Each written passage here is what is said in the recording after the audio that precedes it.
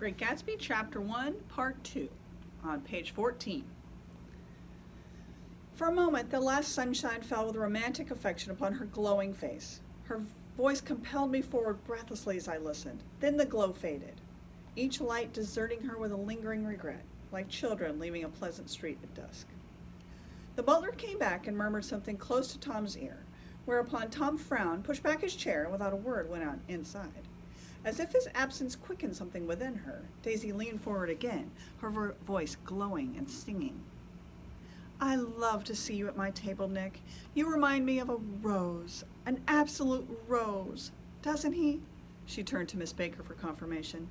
"An absolute rose?" This was untrue. I am not even faintly like a rose. She was only extemporizing, but a stirring warmth flowed from her, as if her heart were trying to come out to you, so concealed in one of those breathless, thrilling words. Then suddenly she threw her napkin on the table and excused herself and went into the house. Miss Baker and I exchanged a short glance, consciously devoid of meaning. I was about to speak when she sat up alertly and said, "Shh," in a warning voice. A subdued, impassioned murmur was audible in the room beyond, and Miss Baker leaned forward, unashamed, trying to hear.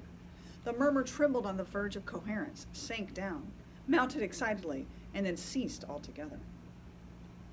"This Mr. Gatsby you spoke of as my neighbor," I said. "Don't talk, I want to hear what happens." "Is something happening?" I inquired innocently. "You mean to say you don't know?" said Miss Baker, honestly surprised. "I thought everybody knew." "I don't." "Why," she said hesitantly, "Tom's got some woman in New York." "Got some woman?" I repeated blankly. Miss Baker nodded. "She might have the decency not to telephone him at dinner, don't you think?" Almost before I had grasped her meaning, there was the flutter of a dress and the crunch of leather boots, and Tom and Daisy were back at the table. "It couldn't be helped," cried Daisy with tense gaiety. She sat down, glanced searchingly at Miss Baker, and then at me, and continued. "I looked outdoors for a minute, and it's very romantic outdoors. There's a bird on the lawn that I think must be a nightingale come over on the Cunard or White Star line. He's singing away," her voice sang. "It's romantic, isn't it, Tom?" "Very romantic," he said. And then miserably to me, "If it's light enough after dinner, I want to take you down to the stables."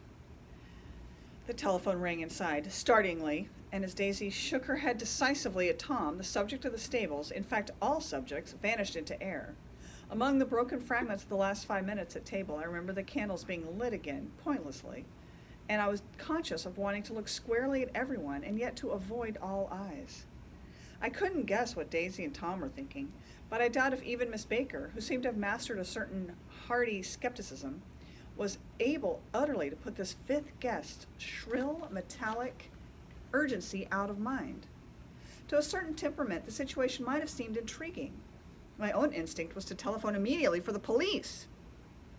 The horses, needless to say, were not mentioned again. Tom and Miss Baker, with several feet of twilight between them, strolled back into the library as if to a vigil beside a perfectly tangible body. While trying to look pleasantly interested and a little deaf, I followed Daisy around a chain of connecting verandas to the porch in front. In its deep gloom, we sat down side by side on a wicker settee. Daisy took her face in her hands as if feeling its lovely shape, and her eyes moved gradually out into the velvet dusk.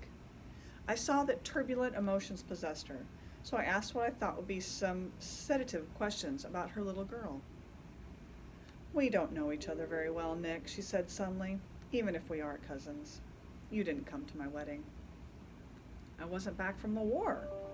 "That's true," she hesitated. "Well, I've had a very bad time, Nick, and I'm pretty cynical about everything." Evidently she had reason to be. I waited, but she didn't say any more, and after a moment I returned rather feebly to the subject of her daughter. "I suppose she talks and eats and everything?" "Oh, yes." She looked at me absently. "Listen, Nick, let me tell you what I said when she was born." "Would you like to hear?" "Very much." "It'll show you how I've gotten to feel about things. Well, she was less than an hour old, and Tom was God knows where. I woke up out of the ether with an utterly abandoned feeling, and asked the nurse right away if it was a boy or a girl. She told me it was a girl, and so I turned my head away and wept. "All right," I said. "I'm glad it's a girl. And I hope she'll be a fool. That's the best thing a girl can be in this world, a beautiful little fool. You see, I think everything's terrible anyhow, she went on in a convinced way. Everybody thinks so, the most advanced people. And I know. I've been everywhere and seen everything and done everything.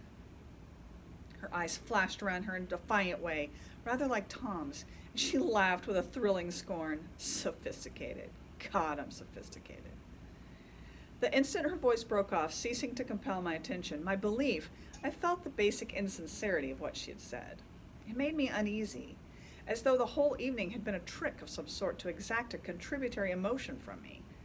I waited, and sure enough, in a moment she looked at me with an absolute smirk on her lovely face, as if she had asserted her membership in a rather distinguished secret society to which she and Tom belonged. Inside, the crimson room bloomed with light. Tom and Miss Baker sat at either end of the long couch, and she read aloud to him from the Saturday Evening Post. The words, murmurous and uninflected, running together in a soothing tune. The lamplight, bright on his boots and dull on the autumn leaf yellow of her hair, glinted along the paper as she turned a page with a flutter of slender muscles in her arms. When we came in, she held us silent for a moment with a lifted hand. To be continued, she said, tossing the magazine on the table, in our very next issue. Her body asserted itself with a restless movement of her knee, and she stood up. 10 o'clock, she remarked, apparently finding the time on the ceiling. Time for this good girl to go to bed. George's going to play over in the tournament tomorrow, explained Daisy, or at Westchester. Oh, you're Jordan Baker. I knew now why her face was familiar. Its pleasing, contemptuous expression had looked out at me from many rotogravure pictures of the sporting life at Asheville and Hot Springs and Palm Beach. I had heard some story of her, too, a critical, unpleasant story, but what it was I had forgotten long ago. Good night, she said softly. Wake me at 8, won't you? If you'll get up. I will. Good night, Mr. Carraway. See you anon. Of course you will, confirmed Daisy. In fact, I think I'll arrange a marriage. Come over often, Nick, and I'll sort of, fling you together, lock you up accidentally in linen closets and push you out to sea in a boat and all that sort of thing. Good night, called Miss Baker from the stairs. I haven't heard a word. She's a nice girl, said Tom after a moment. They oughtn't let her run around the country this way. Who oughtn't to? Inquired Daisy coldly. Her family. Her family is one aunt about 1,000 years old. Besides, Nick's going to look after her, aren't you, Nick? She's going to spend lots of weekends out here this summer. I think the home influence will be very good for her.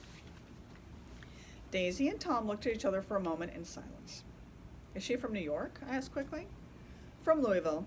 Our white girlhood was passed together there. Our beautiful white. Did you give Nick a little heart-to-heart talk on the veranda? Demanded Tom suddenly. Did I? She looked at me. I can't seem to remember, but I think we talked about the Nordic race. Yes, I'm sure we did. It sort of crept up on us, and first thing you know... Don't believe everything you hear, Nick, he advised me. I said lightly that I had heard nothing at all, and a few minutes later I got up to go home. They came to the door with me and stood side by side in a cheerful square of light. As I started my motor, Daisy peremptorily called, Wait! I forgot to ask you something, and it's important. We heard you were engaged to a girl out west. That's right, corroborated Tom kindly. We heard that you were engaged. It's a libel. I'm too poor. But we heard it, insisted Daisy, surprising me by opening up again in a flower-like way. We heard it from 3 people, so it must be true. Of course I knew what they were referring to, but I wasn't even vaguely engaged. The fact that gossip has published the banns was one of the reasons I had come east. You can't stop going with an old friend on account of rumors, and on the other hand, I had no intention of being rumored into marriage. Their interest rather touched me and made them less remotely rich. Nevertheless, I was confused and a little disgusted as I drove away. It seemed to me that the thing for Daisy to do was to rush out of the house, child in arms, but apparently there were no such intentions in her head. As for Tom, the fact that he had some woman in New York was really less surprising than that he had been depressed by a book. Something was making him nibble at the edge of stale ideas, as if his sturdy physical egotism no longer nourished his peremptory heart. Already it was deep summer on roadhouse roofs and in front of wayside garages, where new red gas pumps set out in pools of light. And when I reached my estate at West Egg, I ran the car under its shed and sat for a while on an abandoned grass roller in the yard. The wind had blown off, leaving a loud, bright night, with wings beating in the trees and a persistent organ sound as the full bellows of the earth blew the frogs full of life. The silhouette of a moving cat wavered across the moonlight, and turning my head to watch it, I saw that I was not alone. 50 feet away, a figure had emerged from the shadow of my neighbor's mansion, and was standing with his hands in his pockets, regarding the silver pepper of the stars. Something in his leisurely movements said the secure position of his feet upon the lawn suggested that it was Mr. Gatsby himself, come out to determine what share was his of the local heavens. I decided to call to him. Miss Baker had mentioned him at dinner, and that would do for an introduction. But I didn't call to him, for he gave a sudden intimation that he was content to be alone. He stretched out his arms toward the dark water in a curious way, and far as I was from him, I could have sworn he was trembling. Involuntarily, I glanced seaward and distinguished nothing except a single green light, minute and far away, that might have been the end of a dock. When I looked once more for Gatsby, he had vanished, and I was alone again in the unquiet darkness.